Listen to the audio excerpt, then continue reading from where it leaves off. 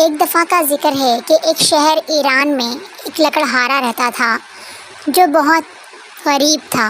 وہ لکڑیاں بیچ کر اپنا اور اپنے بال بچوں کا گزارا کیا کرتا تھا۔ لکڑہارے کی 3 لڑکیاں تھیں جن سے وہ بے پناہ محبت کرتا۔ ایک دفعہ ایران میں شدید قحط سالی آئی جس سے لکڑہارا اور اس کی بیوی موت کا نشانہ بنے، جبکہ لکڑہارے کی 3 لڑکیاں بے بسی اور لاچاری کا شکار تھیں۔ شدید بھوک کی وجہ سے تینوں بہنیں ہاتھ پھیلانے پر مجبور ہو گئیں۔ ایک دن مصر کا بادشاہ ایران کے دورے پر آیا۔ تینوں لڑکیوں کی حالت زار مصر کے بادشاہ کے کان میں پڑی۔ بادشاہ بہت ظالم تھا۔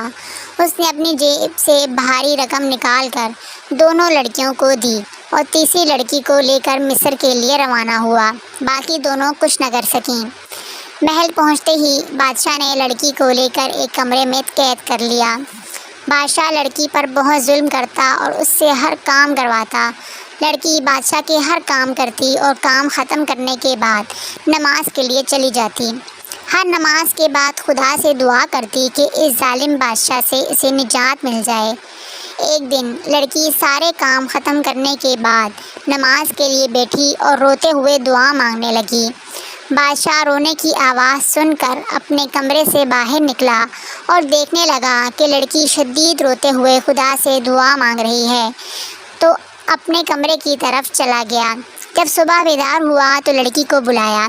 لڑکی بادشاہ کی خدمت میں پیش ہوئی اور بادشاہ لڑکی سے کہنے لگا کہ آج سے تم آزاد ہو جاؤ۔ لڑکی بادشاہ کے یہ الفاظ سن کر بے حد خوش ہوئی اور بادشاہ کے چنگل سے آزاد ہو گئی۔ اس کہانی سے بچوں ہمیں یہ سبق ملتا ہے کہ نماز کی طاقت سے بڑی کوئی طاقت نہیں، کیونکہ نماز پڑھنے سے اللہ تعالیٰ مدد فرماتا ہے۔